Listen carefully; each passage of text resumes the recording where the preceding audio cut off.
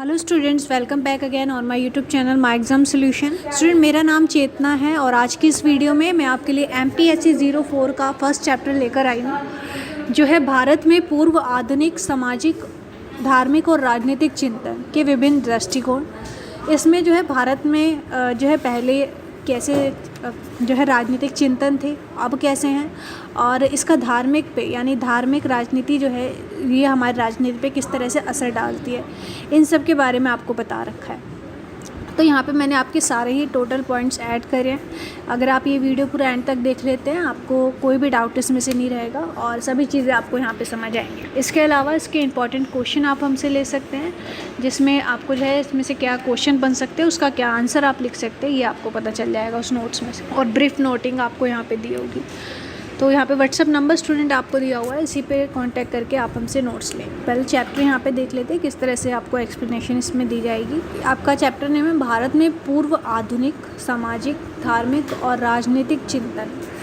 यानी कि भारत में जो है राजनीतिक संबंध या फिर राजनीति पहले कैसी थी और यहाँ का जो है समाज किस तरह था और धर्म का हमारे राजनीति पे क्या असर पड़ा है, इसके विभिन्न दृष्टिकोण हम पढ़ेंगे। विभिन्न दृष्टिकोण यानी कि अलग अलग विचारकों ने क्या इस पर अपने विचार दिए, हमारे भारत की पहले की राजनीति और अभी की और मध्यकाल की हम पढ़ेंगे।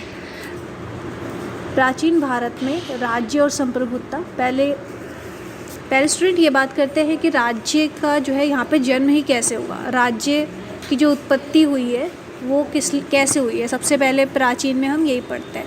तो राज्य जो है यहाँ पे खुले रूप से रहता था, अपनी मनमानी के हिसाब से उसको जो भी अपनी मर्ज़ी से करना होता था। जंगलों में जैसे आदि मानव रहते हैं, अपनी मर्ज़ी से जो भी खाना, कैसे भी रहना, वैसे इंसान रहता था।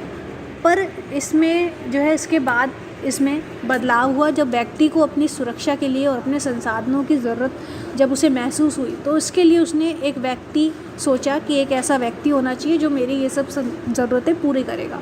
तो इसके बाद फिर जो है एक राज्य का जन्म होता है। ये एक सामाजिक समझौते के आधार पर, सामाजिक समझौता जो है मेन रीज़न माना जाता है राज्य की उत्पत्ति का। राज्य, समाज और शासन परस्पर एक दूसरे से संबंध है और अतीत में अवलोकन से ज्ञात होता है कि समय विभाजक लोग नातेदारी संबंधों के आधार पर छोटे छोटे समूह में रहते थे। पहले लोग कैसे रहते थे, छोटे छोटे समूह में अलग अलग रहते थे, किंतु जनसंख्या में वृद्धि के साथ ही लोगों के विभिन्न समूह में संघर्ष हुआ। और जैसे जैसे ये समूह बढ़ते गए, जनसंख्या में जब वृद्धि हुई तो ये समूह बढ़ते गए और इनके बीच संघर्ष होना शुरू हो गया। मतलब अगर संसाधन बढ़ेंगे, लोग बढ़ेंगे, तो उनकी ज़रूरतें भी बढ़ेंगी और आपस में जो है उनका संघर्ष भी होएगा। तो इससे ही सुरक्षा के लिए उन्हें एक व्यक्ति की ज़रूरत पड़ी, एक ऐसे राजा की ज़रूरत पड़ी जो कि हमारी इन ज़रूरतों को पूरा करेगा। फिर लोगों ने जो है एक राजा की मांग करी भगवान से कि हमें जो है एक राजा चाहिए जो कि हमें ये सब चीज़ें हमें पूरी करके देगा, हमारी रक्षा करेगा, समाज में किसी भी तरह का संघर्ष ना हो, हमें हमारे संसाधन आसानी से मिल जाए, इस तरह की चीज़ें करें। इसीलिए समाज की सामूहिक आवश्यकता है राज्य शासन से जुड़े विभिन्न संरचना और सिद्धांतों को जन्म दिया। मतलब इसी अवधारणा ने जो है राज्य की संरचनाओं को और सिद्धांतों को जन्म दिया। इसके बाद जो राज्य की और हम प्राचीन जो है अवधारणा देख सकते हैं वो है अरस्तु का ऐतिहासिक भौतिकवाद सिद्धांत। ये हमने MA फर्स्ट ईयर में भी पढ़ा था। अरस्तु जो है उसने अपने क्या विचार दिए हैं इसमें कि राज्य जो है एक बहुत ही पुराना इतिहास से ही चलता आ रहा है, इसकी उत्पत्ति जो है इतिहास से चलती आ रही है। और राज्य जो है एक, इसमें अपने ऐतिहासिक भौतिकवाद सिद्धांत में अरस्तु ने बताया था कि राज्य जो है यहाँ पे एक लोग गांव जो है, जैसे कि एक उसने अभी हमने पढ़ा कि क्षेत्र जो है जनसंख्या के अनुसार बढ़ते रहते हैं। अब समाज में रह रहे लोगों की कुछ ना कुछ ज़रूरतें भी बढ़ती रहती हैं फिर, और लोगों की जो है कुछ भोजन से रिलेटिव या भोजन से सामान से जो है इस तरह की कुछ ज़रूरतें होती हैं। भोजन चाहिए उसे, संसाधन चाहिए, समाज में जो नेसेसरी चीज़ें होती हैं इन सब की ज़रूरत होती है। और एक होती है उसकी सेक्सुअल नीड, जो कि उसमें किस तरह से, जैसे कि व्यक्ति है जो उसे अगर वो समाज में रह रहा है तो उसे एक महिला की आवश्यकता होती है। तो इस तरह से ये सब नीड्स पूरी करने के लिए समाज जो है दूसरे व्यक्तियों से मिलता है। एक पुरुष जो है एक महिला से मिलेगा और जिसे अपने संसाधन और बढ़ाने हैं और चीज़ें चाहिए तो वो जो है गांव के और लोगों से मिलेंगे। तो इन्हीं सब चीज़ों को बढ़ाने से जो है एक समाज की यहाँ पे एक उत्पत्ति होती है, एक राज्य की उत्पत्ति होती है, क्योंकि आवश्यकता के अनुसार लोग बढ़ते रहते हैं और एक समूह बना लेते हैं अपनी आवश्यकताओं के अनुसार, और ये चीज़ें जो है जनसंख्या बढ़ती रहती है इन सब चीज़ों की। इसी कारण अरस्तू ने जो है ऐतिहासिक भौतिकवाद का सिद्धांत दिया कि इतिहास से ही ये सब चीज़ें नीड्स बढ़ती गई और लोगों में जो है वृद्धि होती गई और एक राज्य की उत्पत्ति यहाँ पे हो गई। तो ये था अरस्तू का ऐतिहासिक भौतिकवाद सिद्धांत। इसके कारण मतलब राज्य प्राचीन काल में इस तरह से बना है। उसके बाद कौटिल्य ने अपने विचार दिए। कौटिल्य ने अपनी पुस्तक अर्थशास्त्र में, ये पुस्तक ये स्टूडेंट आपको ज़रूर याद रखनी है। अगर आप चैप्टर के मतलब ये पुस्तक याद रखते हैं और अपने एग्ज़ाम में लिखते हैं तो आपके काफ़ी अच्छे मार्क्स इसके मिलेंगे। आपको जो है हाईलाइट करके ये ज़रूर लिखना है। कौटिल्य की पुस्तक थी अर्थशास्त्र। कौटिल्य राजा को अपने इंद्रियों पर नियंत्रण कर अपने कर्तव्यों का निर्वहन करना चाहिए। कौटिल्य यहाँ पे कहता है कि राजा जो है उसे अपने इंद्रियों पे नियंत्रण कर लोगों का मतलब वो कहता है कि राजा को अपनी चीज़ों पे कंट्रोल करके लोगों के जो कर्तव्य है, लोगों के प्रति जो कर्तव्य है, उन पर कार्य करना चाहिए। अपने जीवन को किसी भी ध्यान से सुरक्षा और अपने सभी कलाकारों पुरोहितों के चयन में महत्वपूर्ण भूमिका निभानी चाहिए। यहाँ पे स्टूडेंट थोड़ा कलाकारों स्पेलिंग मिस्टेक है ये, यानी कि राजा जो है उसे पूरा समर्पित होना चाहिए अपनी प्रजा के लिए और उसके लिए कार्य करते रहना चाहिए। इसके अलावा वृद्धों और सहयोग की देखभाल करें। यहाँ पे जो है वृद्धों की यानी कि सहायता करनी चाहिए। या और अगर कोई राज्य में कोई व्यक्ति ऐसा है जो उसके अधिकार नहीं मानता, उसकी चीज़ें नहीं मानता, तो उसे दंड भी कर सकता है राज्य। ये थे कौटिल्य के विचार कि राज्य प्राचीन काल में राज्य इस प्रकार से कार्य करता था और उसे ऐसे होना चाहिए। इसके बाद बात करें मध्यकाल की। मध्यकालीन भारत में राज्य और संप्रभुता। तो यहाँ पे स्टूडेंट मैं आपके 2 टॉपिक यहाँ पे ऐड हो रखे हैं कि एक तो धर्म का जो है यहाँ पे क्या इफ़ेक्ट पड़ता है राज्य पर, और दूसरी बात यहाँ पे मध्यकाल के टाइम पे जो है क्या राज्य की उत्पत्ति थी या फिर राज्य किस तरह का था, क्या उस पर प्रभाव था। तो अगर आपसे ये भी क्वेश्चन पूछ लिया जाता है कि धर्म का राज्य पे क्या असर है, तो आप ये वाला टॉपिक भी ऐड कर सकते हैं। मैंने मतलब सभी चीज़ें इसमें ऐड करी हैं, आपके ऐड ऑन सारे चैप्टर यहाँ पे पूरा कवर हुआ है। तो इस्लाम के आगमन से भारत की राजनीतिक संरचना एक ग्रंथ के दर्शन और विश्वास पर आधारित। अब जो है यहाँ पे इस्लाम जो है, यहाँ पे हम एक इस्लाम की बात कर रहे हैं। इस्लाम जो है ये हमारी राजनीतिक संरचना पर किस तरह असर डालता है। तो यहाँ पे मैं आपको ऐसे एक्सप्लेन कर देती हूँ स्टूडेंट। यहाँ पे पॉइंट टू पॉइंट आप जो है खुद ही इसको रीड कर सकते हैं, इजीली आपको समझ में आ जाएगा। मैं आपको एक्सप्लेन करती हूँ कि एक इस्लाम जो है, इस्लाम के कारण जो है यहाँ पे राज्य ने अपना जो है किस तरह से उसकी संरचना होनी चाहिए और कार्य होना चाहिए, इस पर जो है प्रभाव डाला है इस्लाम की वजह से। अब इस्लाम में जो है ये 2 पुस्तकें जो है फतवा ए जहानदारी और आईन अकबरी, इन दोनों पुस्तकों में राज्य किस प्रकार से होना चाहिए, राजा किस प्रकार से होना चाहिए, इसके बारे में लिखा हुआ है।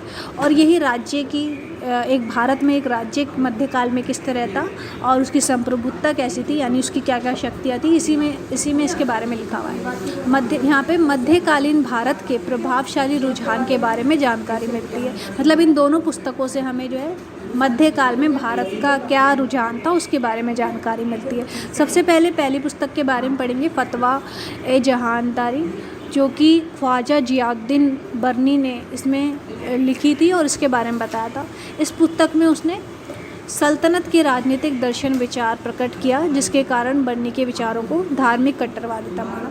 अब यहाँ पे जो ख्वाजा जियाउद्दीन बरनी है, उन्होंने ये पुस्तक लिखी थी और उसमें इन्होंने सल्तनत के बारे में बताया था, सल्तनत के राजनीतिक दर्शन के बारे में बताया था कि जो सैनिक शासन होता है, अब राज्य का सबसे ज़्यादा मेन मोटिव क्या होता है कि उसकी सुरक्षा या फिर उसकी शक्ति सबसे ज़्यादा बड़ी हो किसी भी राज्य के कंपैरिजन में।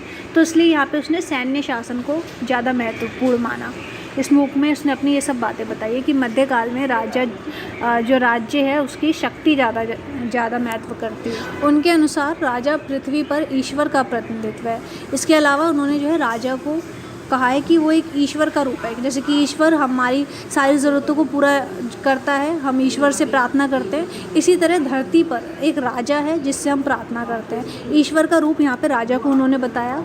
और राज्य की सभी शक्तियाँ कार्यों का स्रोत है। मतलब ये सभी जो है चीज़ें हम राजा से मांगते हैं, और राज्य जो है राजा जो है एक ईश्वर का प्रतिनिधित्व है यहाँ पे धरती पे। इसके अलावा वो कहते हैं राजा अपने कर्तव्य को करने हेतु जो भी साधन अपनाता है वह तब तक ही सीमित है जब तक वह धर्म की सेवा करना हो। यहाँ पे वो कहते हैं धर्म की अगर वो सेवा कर रहा है, अगर उसके ऐसी कुछ चीज़ें अपना रहा है लोगों पे नियंत्रण करने के लिए जो कि धर्म की सेवा कर रहा है, यानी धर्म से रिलेटिव है, तो फिर वो सही कर रहा है। वरना अगर वो कुछ ऐसी चीज़ करता है जिससे धर्म का जो है गलत यूज़ हो रहा है, तो वहाँ पे जो है राजा गलत है। ये सब बातें उसने जो है अपनी पुस्तक में लिखी है। इसके अलावा उन्होंने कानून के 4 स्रोत बताए, एक कुरान, हदीस, इज्मा, कियास। ये 4 स्रोत वो कहते हैं इसी के अनुसार जो है एक राजा के नियम कानून होने चाहिए। राज्य के कानून को राज्य का प्रशासन चलाने का एक महत्वपूर्ण स्रोत है, और यहाँ पे इन्होंने कानून को महत्व दिया। इसके अलावा